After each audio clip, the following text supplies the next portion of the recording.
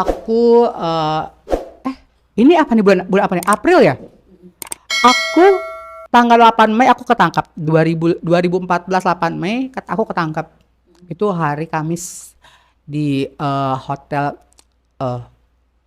Ritz-Carlton Mega Kuningan.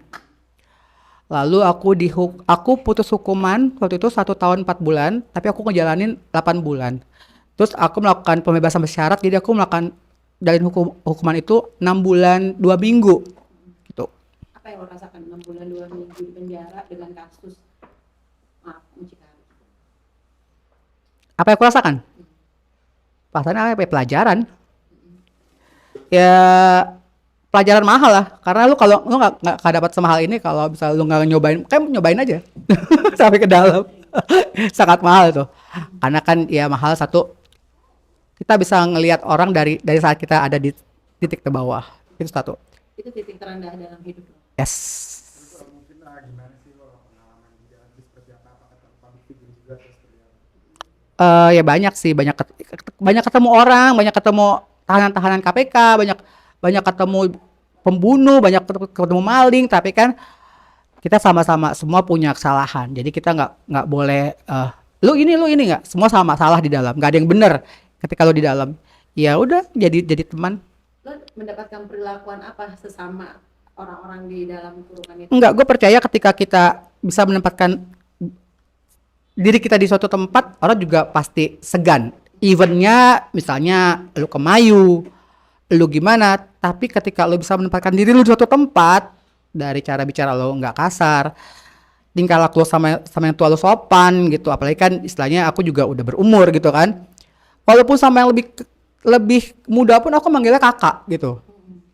Siapapun, misalnya dia umur betul aku panggil kakak, tetap kakak gitu, karena kan dia duluan yang di dalam gitu, tetap aku panggil kakak. Tapi ada nggak perilaku yang mungkin pertama kali, seorang Robby Abbas masuk di mucikari nih, lo diperlakukan, ada nggak mungkin lo ditempeleng, lo ditendang, lo diapain di penjara?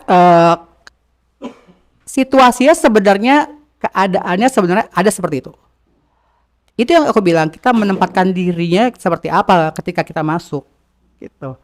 Dan satu sih ya, ketika lo berhadapan dengan masalah hukum, pasti lo ada yang harus diselesaikan lah pokoknya gitu aja, itu aja sih. Ada menyesal nggak? Misal gimana? Anak aneh-aneh itu ada yang jenguk. Oh, ada beberapa lah. Public figure nggak? Ada. Ada juga public figure. Ada malah public figure datang, dia bawa, adalah 4 orang. Inisial siapa aja? Ada AS, ada waktu itu yang sekarang almarhum meninggal kecelakaan, itu dia datang. Pokoknya ada beberapa lah. Ketika lo masuk 6 bulan 2 minggu itu, orang-orang yang selama ini lo bantu, lo jual kasarnya seperti itu ya, maaf. Mereka seperti apa? Kaget, takut nanti. Enggak ada. Aku semua ngejalanin semua dengan sampai aku apa yang aku punya, apa yang aku bisa, apa yang aku mampu sendiri gitu. Bahkan keluarga pun nggak. Yes. Karena saat itu juga aku nggak mau membawa keluarga kan, karena ini kan bukan case yang macam-macam. Aku nggak mau bikin keluarga aku punya martabat yang jelek di depan tetangga gitu. Aku masih ya gitulah, aku menghargai orang tua aku, apalagi aku tinggal ibu kan. Jadi udah biarin ini, aku yang salah, aku yang tanggung jawab. Siapa mungkin yang paling menguatkan Bang Robby kali ini? Pada saat itu. Yang menguatkan diri aku sendiri. Diri aku sendiri, nggak ada orang lain. Tapi karena aku waktu ketangkep pun aku menguatin diri aku sendiri, aku yang nggak ada. Bisa nih damai, bisa nih begini, bisa nih begini. Semua aku ngomong bisa nih. Sampai aku masuk di dalam 3 minggu aku di Polres, aku belum ada keluarga besuk. Sampai aku bilang kuat, sampai aku ya dalam sekali dan seumur hidup aku makan nasi cadong. Gitu. Apa tuh nasi cadong? Nasi dari penjara. Okay. Yang di tempat ya, kalau mau dibilang tempatnya nggak selayaknya untuk manusia ya udah resiko gitu. Ya harus aku lewatin semua itu, tahap pelajaran dalam hidup sebenarnya. Keluarga lo sendiri gimana Bang? Ketika lo ditangkap, terus pekerjaan lo seperti ini kayak gitu. Mereka shock karena kan mereka gini, mereka taunya tuh gue hidup di luar kayak gini, gue bisa ngontrak ini, gue punya barang-barang bagus, gue punya ini, gue bisa jalan-jalan ke luar negeri gini, gue punya mobil, gue punya ini gitu-gitu. Tapi ya mereka shock sih sebenarnya. Makanya gue nggak mau melibatkan keluarga gue waktu gue sidang, waktu gue ini gitu. Lebih baik gue jalan sendiri. Makanya waktu gue sidang nggak pernah ada tuh di center ibu gue, keluarga gue nggak ada yang datang. Karena gue nggak mau melibatkan dalam urusan kesalahan gue kepada mereka sih. Lo merasa bersalah dan berdosa nggak sih ketika lo mendapatkan itu duit yang hasil lo kasih ke keluarga lo? Maaf, itu adalah maaf ya, itu uang haram kasar. Ya, honestly jujurnya aku nggak pernah ngasih itu ke orang tua Oh. karena itu udah keyakinan. Malah aku lebih banyak misalnya enggak, dulu aku sering kayak ke panti asuhan ngasih orang gitu karena waktu itu memang aku gak deket sama keluarga gitu, jadi aku kasih ke orang-orang gitu. Makanya orang orang mikir gini, Obi ini orangnya baik banget karena sama teman ini gue tuh sangat sangat loyal gitu. Makanya waktu gue sekarang pun ketika keadaan gue seperti ini, keadaan gue yang udah nggak bekerja kayak dulu lagi, ketika gue minta tolong nggak gue minjem duit, evennya itu 100.000, oh ada ntar aku kirim ya.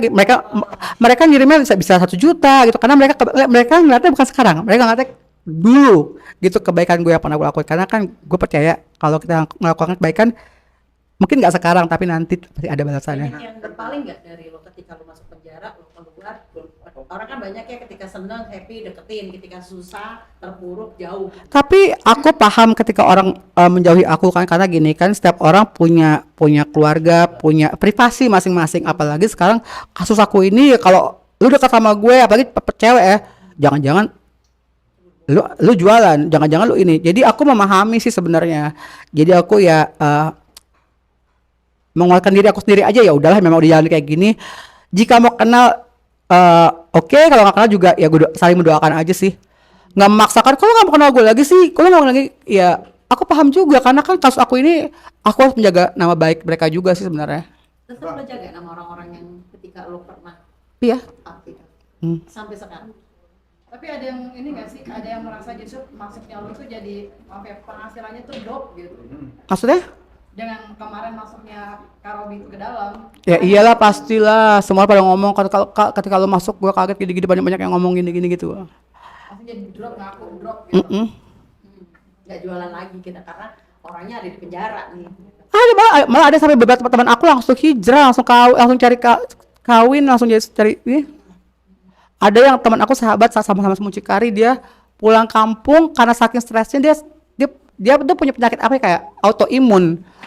Dia stres kan, karena kan deket banget sama aku, sering aku ajak kerja waktu itu. Jadi ketika aku punya job, lu ada punya anak nggak gitu, gue minta anak lu ya gitu. Sering lah, hampir tiap hari gue minta anaknya dia, mucikari juga. Akhirnya ketika aku ketangkap, dia sakit, takutnya dia pulang ke Medan 2 bulan setelah itu dia meninggal. Karena mungkin depresi, takut kan, ke bawah-bawah kan gitu. Robi, mungkin bisa diceritakan ketika abang pertama kali di hadap polisi semuanya sih, itu sampai kejadian Proses preskon kronologi kamu ditangkap kak. lucunya. Karena kan aku gini, aku kerja kayak gini kan juga aku istilahnya aku juga dari keluarga yang semuanya berpendidikan, semuanya tahu ini gitu. Sebelum kejadian ini aku selalu melihat nih, ini tamu ini siapa, backgroundnya apa gitu. Aku pertama aku ajak makan siang, aku tanya kamu siapa, pengusaha apa, gini. Dia ngobrol meyakinkan memang itu real bisnis pengusaha. Karena aku juga kenal ini dari salah satu teman aku artis, bukan sahabat kan. Makan siang terus tiba-tiba dia minta 2 artis ini, tapi yang satu lagi ada event off air, satu bisa. Akhirnya janjian lah jam 8 malam di hotel Ritz-Carlton itu. Akhirnya dia jam 2 siang itu pas lunch dia memberi DP 25 juta dari harga 80 juta yang aku minta. Akhirnya dia mengasih 25 juta itu ke aku.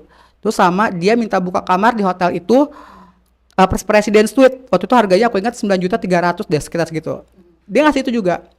Udah jam 8 malam aku ketemu tuh di Hotel Samudra yang di bawah yang tempat ada ledakan.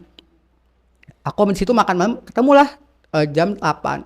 Terus ketemu datang artisnya, aku bilang nih aku sudah booking, ada kunci kamar di resepsionis, kalian ambil aja.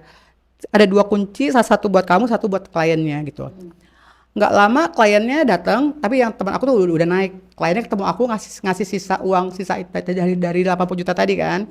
Terus dia bilang nih uang 80 jutanya gitu. Terus aku bilang, oke kok makasih ya. Aku bilang, yaudah gue naik ya gitu. Akhirnya dikasih, aku sempat ngitung duit dong di bawah. Oh udah. Nggak lama aku ngerokok sebentar. Terus akhirnya aku minta bill.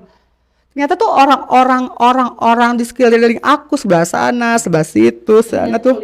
Ternyata polisi semua, tapi mereka penampilannya nggak aku tahu gitu kan. Aku juga nggak tahu yang namanya polisi pada mereka. Terus di situ poluan, di situ ibu-ibu makan tetap poluan. Sama pas aku nangkap, ini kan ibu-ibu tadi di bawah baru sadar ternyata. Jadi ketika aku udah bayar berapa mas gitu, aku ke kamar mandi aku kencing. Pas aku masuk kamar mandi tiba-tiba ada yang ngetok gitu. Siapa? Sebelah aja. Aku pikir kan cuman 2 orang depan. Robi, kata gitu. Robi, siapa ya? Aku bilang gitu. Kami polisi. Aku kaget dong. Polisi, masa apa pak? Buka gitu. Langsung ditangkap. Aku udah diborgok. Kamu telah melakukan tindakan apa? Prostitusi katanya gitu. Maksudnya pak, aku sempat mengelak kan. Kok maksudnya apa pak? Udah nanti ini aja kita jelasin di kantor. Teman kamu sudah kita tangkap di atas katanya gitu. Kamu tidak percaya? Aku dibawa ke atas ke kamar. Ternyata teman aku yang aksi itu sudah sama poluan tadi di bawah tuh ibu-ibu semuanya. Udah. Nah, akhirnya pokoknya itu dia bilang, "Ya nanti kamu ikutin aja prosedurnya." Dia bilang nanti kami bantu. Bener ya Pak? Aku bilang ya udah. Di sini aja Pak. Aku bilang gitu biar selesai. Aku bilang kayak gitu. Enggak usah. 2 rekening itu gimana? Ya udah pokoknya gitulah. Akhirnya udah Pak, nih ada. Ya udah biar cepet deh Pak gitu. Udah selesai kita pulang nih. Ini gitu. Gue bilang gitu. Udah selesai di kantor aja. Kita ngobrol baik-baik gitu. Ya udah. Terus aku bilang, nih Pak, mobilnya gimana? Mobil aku bilang kayak gitu kan. Terus dia bilang, udah kamu ikut aja di mobil kita gitu. Ternyata dia naik mobil polisi, kijang yang ada bacaan polisi. Bilang, Pak, kok mobil ini sih? Aku bilang kayak gitu. Oh ya udah nggak apa-apa, ntar di kantor enak kok. Dia bilang kayak gitu. Nah, aku sama teman aku yang ada tuh satu mobil, tapi mobil aku di belakang, 3 tuh berderet. Tiba-tiba 100 meter, Sama polisi. 100 meter dari kepolisian Polres Selatan, aku suruh pakai topi yang kayak apa sih kayak penjahat itu loh yang tutup kali gitu. Bang, Pak, aku pakai ginian. Nggak apa-apa, kamu lewat belakang. Takutnya nanti banyak yang lihat di bawah. Pas aku masuk, tiba-tiba kayak lampu gini nih. Ada kayak 100. Tep begitu. Lah, dia langsung shock, aku baru pintu masuk mobil itu, baru masuk gerbangnya, langsung dem. Gitu. Enggak. Apaan? Kan baru masuk kantor polisi nih, langsung lampu gini daripada hidup gitu. Atau tembak. Kirain rilis langsung. Tunggu setelah gitu udah langsung tuh, tapi ditutup kan. Robi gitu, langsung kita dibawa ke dalam, dibawa ke kantor kanitnya. Berarti itu wartawannya udah pada tahu Robi. Iya sudah tahu. Aku bilang, Pak kok mereka udah ada di sini sih? Nggak tahu siapa yang ngasih tau, mereka ngomong kayak gitu. Punya nggak? Kayaknya deh Pak. Siapa tuh punya? Teman aku cewek. Itu yang ngasih job ini. Oh. Akhirnya terus Pak ini kita nggak rilis kan? Aku bilang kayak gitu. Nggak, ini tiba-tiba ya udah kamu ke bawah aja ngomong sama Kapolres gitu. Pas ke bawah, kok pakai baju kok pakai baju orange sih Pak? Aku bilang gitu. Enggak, ngomong Kapolres aja kan, di sini kantor polisi gitu katanya. Pas aku ke bawah, ternyata semuanya media udah di bawah. Aku langsung tutup kaki dia gini. Nggak ada deh, berapa di Google tuh ada foto aku ditutup muka tuh, bener nggak mau ngasih muka gitu. Akhirnya kata Kapolres buka aja mukanya gitu. Ya udah dibuka lah dengan mukanya dibuka. Akhirnya langsung rilis malam itu juga. Ketika label mucikari itu gimana?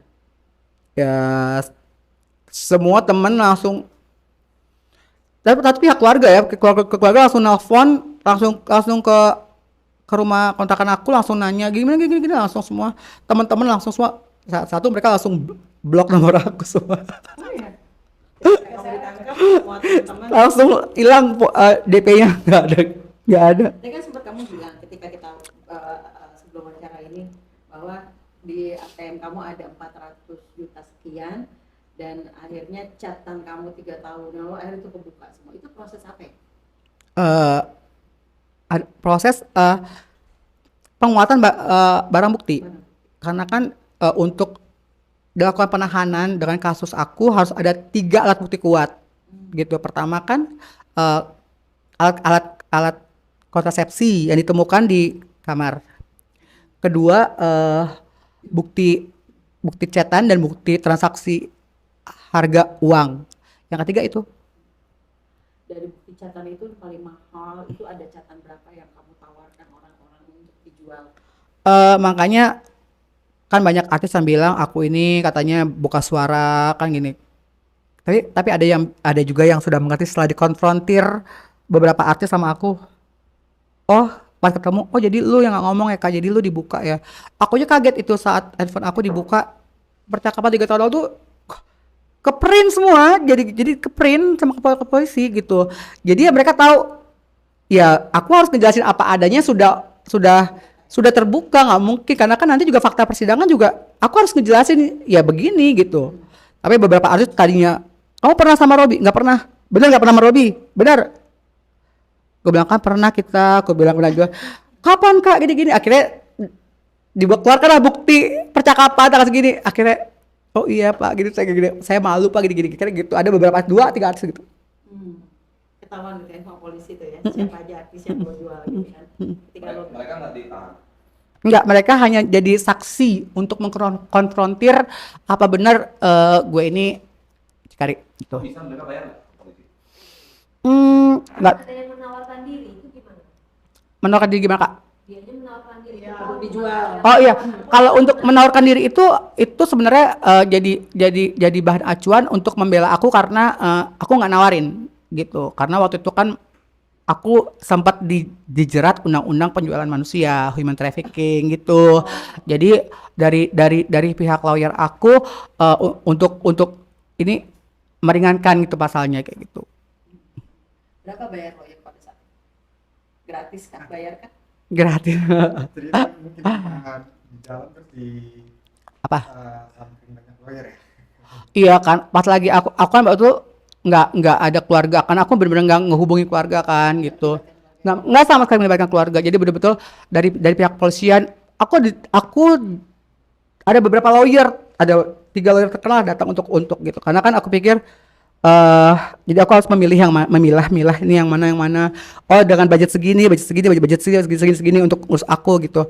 Akhirnya satu yang aku temuin dengan ya mungkin satu hati aku dapat tak gitu, Bang Peter L. Dia ngebantu aku juga sebenarnya. Iya akhirnya dia bisa memperjuangkan aku sampai aku bebas. Dan sampai sekarang pun kita masih tetap dekat kayak udah abang adik gitu sih. Kenapa milih Bang Peter? Apakah harga atau Karena gini, harga sih kita nggak tahu ya gitu. Karena kita kayak milih sahabat aja, ada kayak iya gitu. Karena beberapa yang kutemuin begini gitu. Jadi aku pilih ketika datang dia cuma nyampain abang nggak banyak berjanji tapi abang akan bantu kamu gitu sih ngomongnya. Itu yang aku pikir oh ya. Pasca keluar, ketika proses keluar sendiri orang-orang enong-enong atau apapun itu gimana terhadap diri? Aku ketika pertama kali keluar itu hari Jumat. Setelah sholat Jumat langsung aku dijemput oleh pihak-pihak Trans TV untuk syuting eksklusif di acara Rumpi waktu itu. Aku juga nggak tahu tiba-tiba pengacara aku syuting katanya gitu karena untuk syuting eksklusif kayak gitu. Titik terendah pada saat pindah apa sih kalau Dan ya mungkin yang bisa dibilang kayak sedih banget sih, nggak mau lagi. lo sadar ketika lo keluar Oh, gue sedih nggak mau banget. lagi nih begini, gue nggak mau lagi Amit deh gitu. Titik terendahnya nggak ketemu orang tua, nggak ketemu nyokap, nggak ketemu keluarga. Terus yang orangnya selama ini ketika gue ada lo ada gitu, tapi ketika iya bener temen yang ketika lo ada ya ada, ketika lo gak ada tapi gue nggak dendam, gue nggak pernah marah karena inilah hidup gitu. Ini pelajarannya harus kupetik gitu. Pahit banget sampai sekarang. Jujur aku tuh sampai sekarang titik terendah itu sampai sekarang masih titik terendah karena bukan aku yang dulu lagi gitu. Kalau aku yang dulu uang 1 juta itu bagi aku cuma 1.000 dulu. Tapi sekarang kayak 100.000 tuh kayak berharga banget. Oh buat ini ya, buat bayar ini ya, buat bayar itu ya, buat bayar ini ya, buat bayar itu ya gitu. Aku nggak pernah malu untuk meminta uang ke teman aku yang misalnya kayak gue nggak ada duit nih, lu punya duit nggak 100-200 ribu pinjam dong buat gue makan. Gue nggak pernah malu untuk kayak gitu karena memang keadaan aku sekarang bukan Obi yang seperti dulu. Kalau Obi yang dulu ya orang tau lah gue gimana, ya tau lah. Jadi ya udah. Minta maaf gak sih sama orang tua? eh Minta maaf sih, minta maaf, aku waktu apa ya, sampai kapan ya, minta maaf,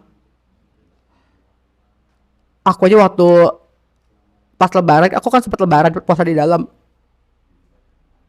aduh udah kayak mau gila gitu, aduh cepet kayak pulang gitu, udah habis segalanya gue gitu, cepet kapan pulang, padahal itu hitungan beberapa minggu lagi, cepet kayak pengen pulang gitu.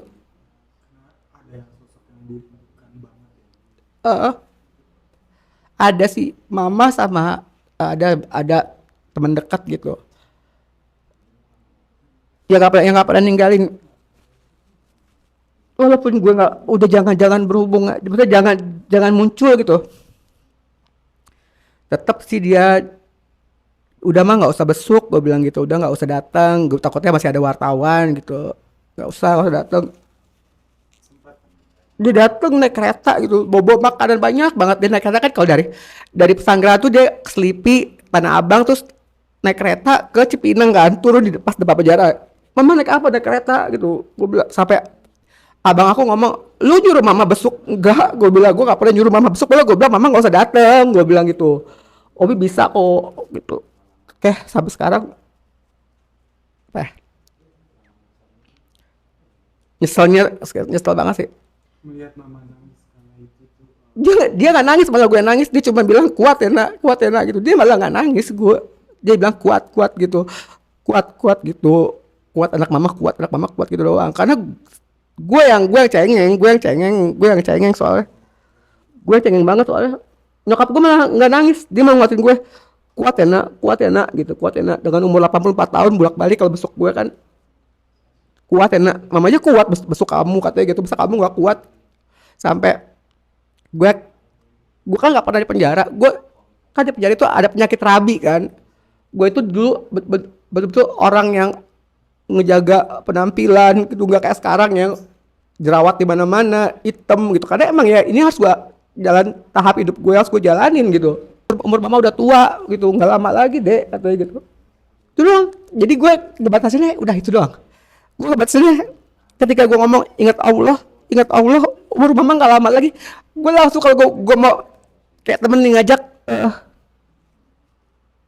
jalan yuk gitu, evennya ke Holy Wing gitu. Enggak, gue bilang gue mau di rumah aja gitu. Aku udah hampir 3 tahun loh kak. Hampir 3 tahun ini aku nggak pernah kayak, lu kenapa sih kak? Dulu lu eksis banget. Dulu eksis banget lu. Sumpah, arisan. Gue bilang, itu bukan masa hidup gue lagi. Gue bilang, udah lewat masa hidup kayak gitu. Gue bilang, dulu kuku lu gak pernah hitam kak? Dia bilang gitu. Ya gak apa-apa. Gue bilang, emang kenapa? Emang salah ya kalau kuku hitam? Gue bilang. Terus dia bilang, ya udah.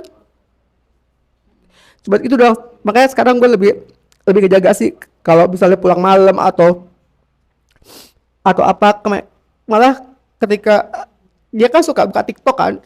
Kemarin tuh ada tuh postingan di TikTok, Dek, kamu kalau syuting jangan bawa-bawa itu, nanti dituntut orang lagi tahu, kata gitu. Enggak kok ma, aku enggak kayak gitu, aku ngomong bener kok. Ya udah jangan macem-macem Dek, kata gitu. Mama tua, jangan bandel. Ingat mama, itu pesannya itu doang. Mama udah tua, umurnya gak lama lagi gitu doang umur yang ngomongnya. Dah. Jadi itu mungkin jadi pembatas aku sih untuk begadang aja aku udah takut kak keluar. Kayak udah ya emang udah harus ya udah dekat, udah waktunya lu harus inget sih Tuhan. mungkin gimana perjalanan kakak Bang Robi gitu, apa yang dilakukan, apakah sholat tobat jadi gimana? Aku masih belajar sih Kak, sekarang masih belajar jadi baik gitu, bukan udah sempurna jadi baik, masih belajar banget Kak. Dari sholat masih belajar, dari ini masih belajar, masih berusaha kuat untuk bisa bersyukur, masih belajar. Kadang-kadang susah, kadang-kadang apa gue balik lagi ya kerja kayak dulu. Kadang ketika aku nggak punya uang sedikit pun nih misalnya, apa gue balik lagi ya kerja kayak dulu. Terus gue bicara nyokap ngomong kayak gini, itu masih ada bimbang gitu. Terus sih Sampai memutuskan untuk ke Mekah ya. aku ke Mekah itu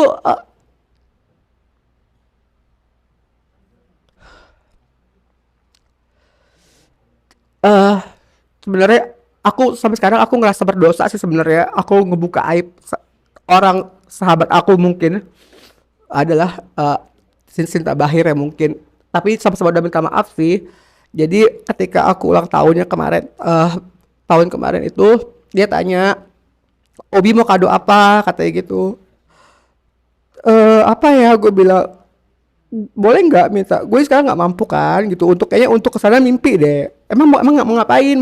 Mau beli iPhone 15? Enggak. Gue bilang, gue cuma mau umroh. Gue bilang kayak gitu. Gue bilang, lu bener mau umroh? Iya. Gue bilang, gue nggak tahu nih. Gue bisa kan umur gue kan kita nggak tahu umur ya. Gue bilang, bisa nggak? Tadi lo tau gue umroh, bisa ntar aku kasih duitnya. Gue bilang kayak gitu kata dia. Terus dia bilang, coba kamu cari apa namanya, kamu cari travel umrohnya nanti ngomong ke aku katanya gitu.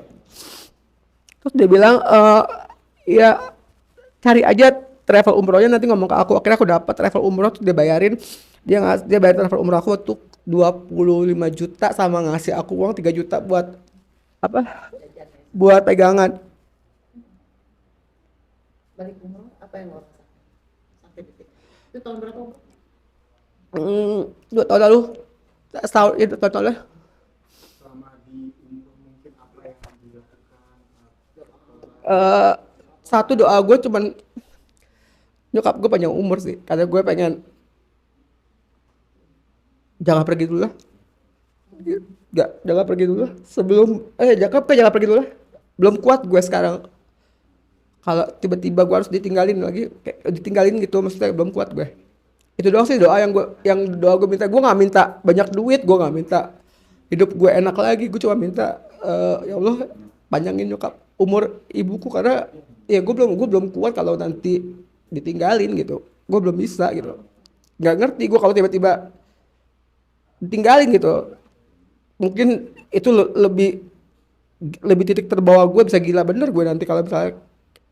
Itu yang gue doain tuh setiap gue sholat di depan Ka'bah. Sholat itu gue bilang, oh ya Allah, gue bilang ini gue